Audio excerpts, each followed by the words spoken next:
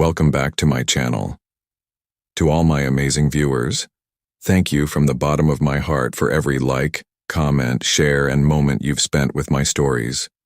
Your support turns ideas into magic and keeps me inspired to create more love, laughter, and joy in every word. You are the real reason this journey is so beautiful. Stay tuned, stay kind, and always believe in stories that make your heart smile. The first time Marie James saw Julian Harrington, he wasn't wearing a suit. He was standing alone in a corner of the Atlanta Design Expo, sleeves rolled up, watching her sketches like they held the answer to some question he hadn't known how to ask. He was magnetic in that quiet, unreadable kind of way. Billionaire, hotel heir, East Coast royalty. Marie should have known better. But at that moment, he was just a man who saw her. Really saw her. And it felt like a fairy tale. Until it wasn't. Marie used to believe that love could conquer anything, that the sharp looks from Julian's mother, the subtle comments about elevating the family, and the stifling expectations of the Harrington name were just bumps in the road. Love would win. It had to. But years later, love felt like a weight. And that weight sat heavy on Marie's chest as she stared at the thick manila folder lying open on her kitchen counter. Photos, hotel receipts, a diamond necklace, a familiar smile, Julian's, on a woman's Instagram story from Mykonos. Marie stood in her sleek Manhattan apartment, clutching the counter, her breath steady but shallow. Outside, the city was alive, horns honking, lights flickering, laughter echoing from a rooftop bar below. Inside, her marriage was dying quietly. They had met 6 years ago, when Marie was still a rising fashion designer, carving out her place in Atlanta's boutique scene. She had never imagined falling for a man like Julian, born into legacy, polished by prep schools and private jets. Their romance had been fast, intoxicating, and against every rule of the Harrington household. "Are you sure about her?" Margot Harrington had asked Julian during their engagement dinner, her voice sweet as arsenic. "She's lovely, of course," she had said to Marie directly, eyes scanning her like a museum piece. "But our world, it can be quite demanding." Marie had smiled politely, gripping her wine glass tighter than she should have. The wedding was extravagant, featured in 4 magazines, with a custom Marie James design as her own gown. For a moment she believed she'd arrived, that this was what fairy tales looked like in real life. But Margot never let her forget she didn't belong. "You're too emotional," she once whispered during a board dinner, after Marie passionately defended an art installation in the Harrington Hotel lobby. "You dress well, but the Harrington name isn't a fashion label. It's a legacy," she said another time. Julian always smiled and apologized after. He said his mother would soften. She never did. And slowly, Marie did. She stopped designing, stopped laughing as loud, smiled more, but meant it less. She became the wife Julian needed her to be, poised, agreeable, invisible in the rooms that mattered most. Until one day she woke up and didn't recognize herself. The affair wasn't even the real betrayal. The real betrayal was that Julian had let her disappear. She found the receipts while looking for a lost necklace in Julian's desk drawer. At first, she told herself it was business, a gift for a client, a meeting overseas. But the more she looked, the more it unraveled. He'd been seeing the same woman, a tall, icy blonde model named Tatiana, with Vogue editorials and a trust fund. And worst of all, Margot followed her on Instagram. Marie didn't cry. She didn't scream. She just stood still. Then she called her lawyer. 2 weeks later, Marie met with Simone Ridgway, one of New York's top divorce attorneys. "He thinks I'll walk away quietly," Marie said, voice cool. Simone studied her. "Will you?" "No," Marie said. "I'm going to celebrate." And that's how the idea for the divorce party was born. She didn't want pity. She didn't want whispers behind her back or sympathy in the tabloids. She wanted fire. She wanted power. She wanted to rewrite the ending. The first step was reclaiming her space. The penthouse suite at the Harrington was her idea. She'd designed its glass walls, picked the imported flooring, even chosen the champagne wall feature. Julian loved taking credit for it, but it was Marie's signature that had turned a generic luxury space into a masterpiece. And thanks to a rarely read clause in their prenup, crafted by Simone, the penthouse legally belonged to Marie. Fitting. She stood inside it now, barefoot, sunlight pouring across the marble floor. Her assistant, Layla, held a tablet filled with vendor lists, RSVP confirmations, and decor samples. "You really want him to come?" Layla asked cautiously, referring to Julian. Marie didn't hesitate. "Yes. And his mother, too." Layla blinked. "You're inviting Margot?" "I'm not inviting her," Marie said with a small smile. "I'm daring her to show up." The press got wind of it fast. Fashion icon Marie James to host star-studded divorce party in ex-husband's hotel penthouse. From broken to bold, Marie James breaks internet with post-split glow-up. The world loved a comeback. Julian didn't call, neither did Margot.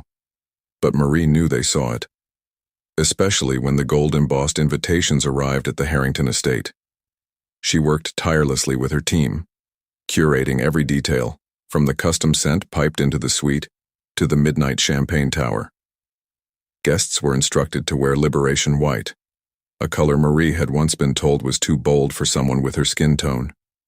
The party was a resurrection, but it was more than that. It was an announcement. She was done shrinking to fit someone else's world.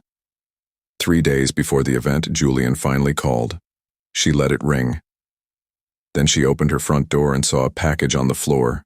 No note, no card, just a familiar black velvet box. Inside was the necklace she'd lost, the same necklace Julian had claimed he never saw. She stared at it for a moment, then closed the box and handed it to Layla. "Put it in the party's silent auction," she said. The night before the event, Marie stood in front of her mirror. Her hair was styled in a soft, regal updo, her skin glowing from weeks of care, and her custom white gown clung to her curves like it was sculpted for no one else. Because it was. She smiled. For the first time in a long time, she saw herself. Marie James, not someone's wife, not someone's disappointment, just her. The Harrington Hotel penthouse gleamed like the crown jewel of Manhattan that Saturday night. Crystal chandeliers shimmered against gold-trimmed ceilings. Floor-to-ceiling windows offered a panoramic view of the city skyline, and soft jazz floated through the air like silk. Marie James stood in the center of it all, tall, radiant, and utterly unbothered. She wore a custom white gown of her own design, with structured shoulders and a flowing high-slit skirt that moved like water with each step. Around her neck, a bold diamond collar sparkled, not the necklace Julian had tried to return. That piece was now on silent auction display at the far end of the room, labeled simply, "The Lie." Every detail tonight had meaning. This wasn't just a party. It was a message. Earlier that week, the guest list had been finalized. Over 200 names, celebrities, fashion editors, hotel moguls, activists, and even a few of Marie's loyal clients from her early Atlanta days who had watched her build from the ground up. At the top of the list were Julian Harrington and Margot Harrington. Layla had questioned it. Again, why give them this much space? Marie had looked up from her glass of wine with a calm smile. "I'm not giving them anything. I'm letting them watch." The day before the party, Julian had tried to call twice more. She didn't answer. He didn't leave a voicemail. Instead, he RSVP'd through his assistant. 2 guests. Marie knew what that meant. Margot was coming. Good. Back in the suite, guests sipped champagne and posed against the marble walls, the glittering city behind them. A violinist played a dramatic rendition of Beyoncé's Me, Myself, and I. A trending hashtag had already formed online. Divorce goals. Marie stood near the open bar accepting compliments and smiling graciously. "You look unstoppable," said Claudia Renner, editor of High Society Weekly. "I almost feel sorry for your ex." Marie's smile didn't flinch. "Don't. He still has his mother. The two women laughed, the sound like crystal on crystal. At exactly 8:27 p.m., the elevator doors opened with a muted ding. Heads turned. In stepped Julian Harrington, tall, composed, wearing his signature black tuxedo with a navy silk pocket square. Still devastatingly handsome, still painfully familiar. But this time, when Marie looked at him, she didn't feel that familiar ache. She felt nothing. Then Margot emerged beside him, her ice blonde hair perfectly coiled, her emerald dress tailored within an inch of its life. The room went still. Margot's eyes swept across the party like a sniper. Her gaze finally landed on Marie, and the older woman's lips curled into something between a sneer and a smirk. Marie raised her glass and gave a polite nod. The queen had arrived. Too bad the throne wasn't hers anymore. Julian approached slowly, looking around like he was walking through a stranger's house. Maybe it felt that way now. He reached Marie just as the string quartet paused between songs. "You look..." He hesitated. "Like you never needed me." She tilted her head. "That's because I don't." Julian looked down, jaw tightening. "We should talk." "Later," Marie said smoothly. "I have a toast to give." At 9 p.m. sharp, the music dipped low and the light softened. Marie stepped onto the center platform, her heels echoing powerfully against the marble. A spotlight followed her. Conversations died. Phones lifted. She raised her glass. "Good evening, everyone." A wave of applause. "Thank you for being here tonight, not just to celebrate the end of something, but to witness the beginning of something better." She looked directly at Julian. "For years, I thought marriage meant sacrificing my voice to build someone else's empire. I thought loving someone meant dimming my own light to let theirs shine brighter. I was wrong." Several guests murmured.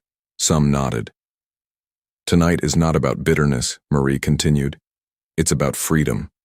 About returning to myself. About choosing me." Applause again, louder this time. Marie smiled, letting it land before her final words. "And I'd like to end this toast with a little announcement." She paused, letting the tension stretch. "Starting next month, the world will be reintroduced to the woman behind the name. My fashion house relaunches globally under one name, one vision, and one unshakable identity. Marie." The crowd roared. Layla beamed from the bar. Julian's mouth parted, stunned. Margot sat frozen, lips a tight slash of disbelief. Marie simply stepped down and handed off her glass. Later, in the quiet corner near the private lounge, Julian found her again. "You planned all this," he said, half amused, half ashamed. "I did," she said, "down to the moment you'd show up late." He gave a dry chuckle. "You always were 10 steps ahead. I was just too stupid to keep up." "You weren't stupid," she said evenly. "You were spineless."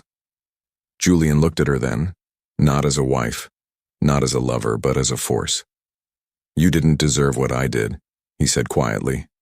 "No," Marie replied, "but I did deserve better than who you became." He took a step closer. "Marie, I'm not here to beg, but I miss you." She studied him for a moment. Then, softly, "You don't miss me. You miss the version of me that loved you more than I loved myself." Julian blinked. She offered a gentle smile. "She's not here anymore." Margot cornered her near the exit. "You've humiliated my son," she hissed, too proud to cry but not strong enough to smile. "No," Marie said calmly. "Julian did that all by himself." Margot narrowed her eyes. "You think anyone in our world will ever truly accept you after this circus?" Marie leaned in, her voice low but unshakable. "Your world was never my destination. I built my own."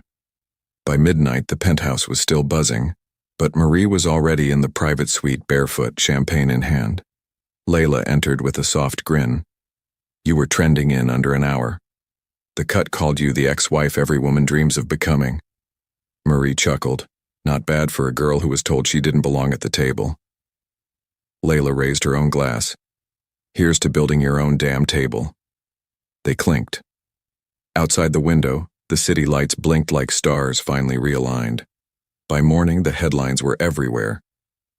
Marie James reclaims the crown.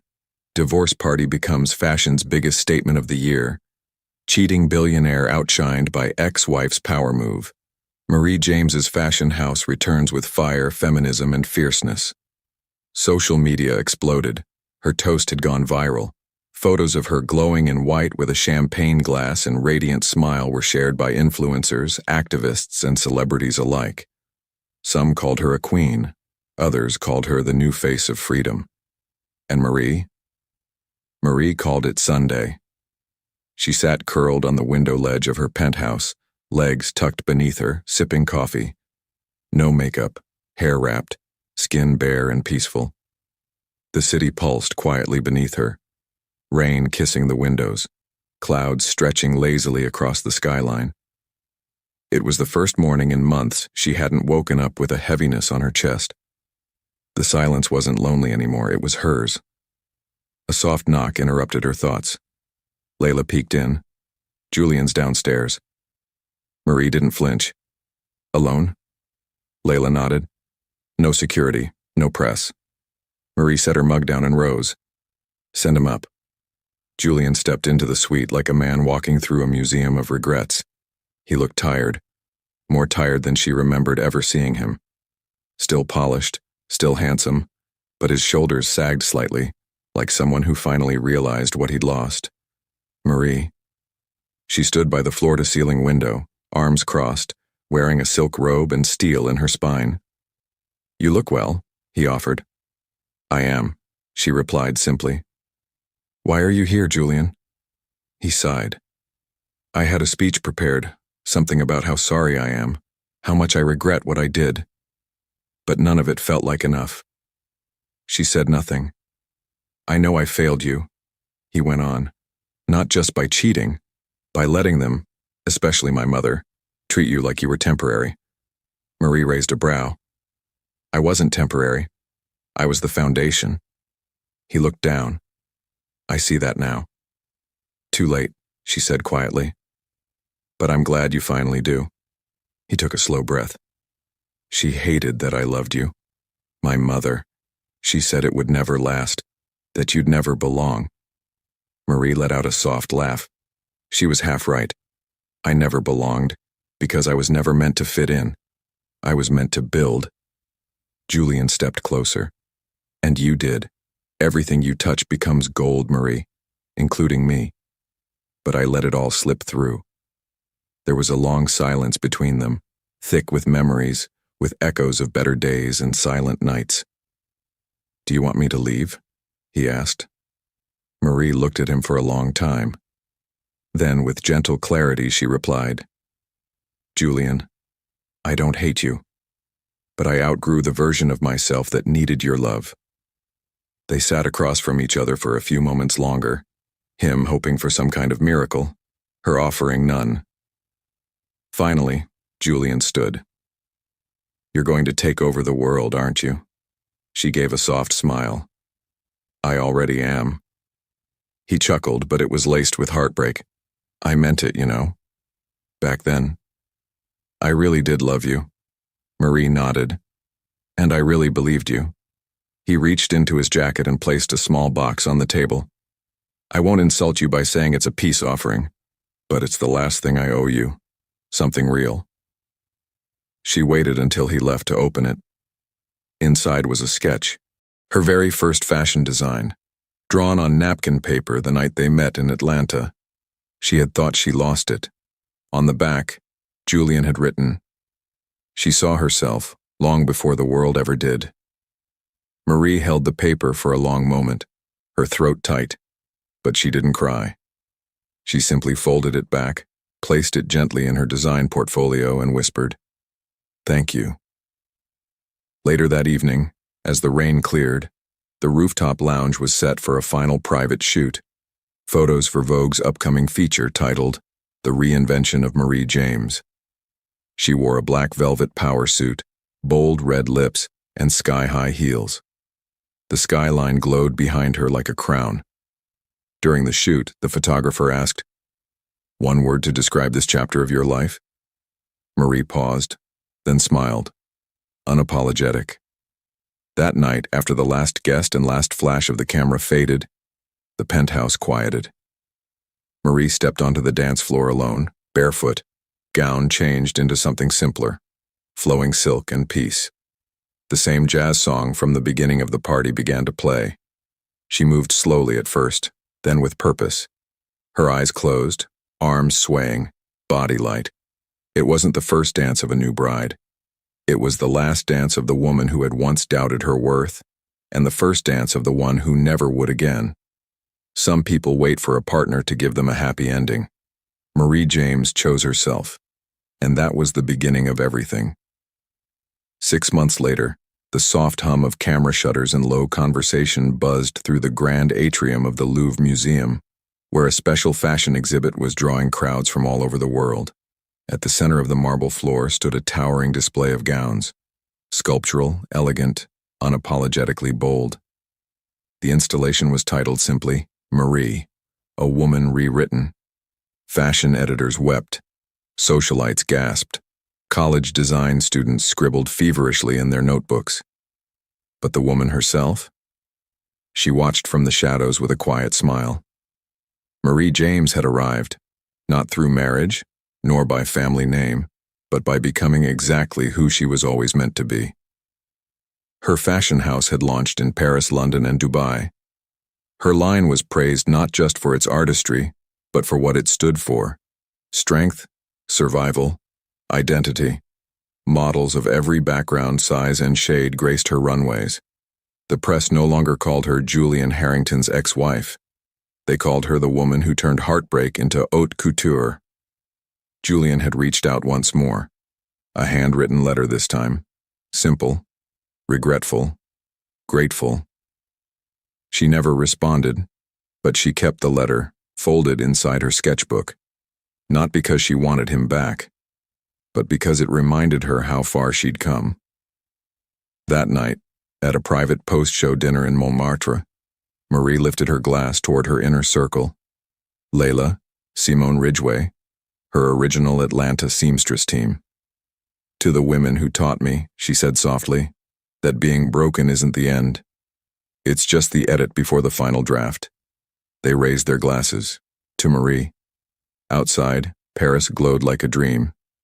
Inside, Marie finally knew. She hadn't lost a husband. She had found herself. The world tried to write her story, so she picked up the pen and wrote her own name in bold. Thank you for watching. Please don't forget to subscribe, like, comment, and share. Bye.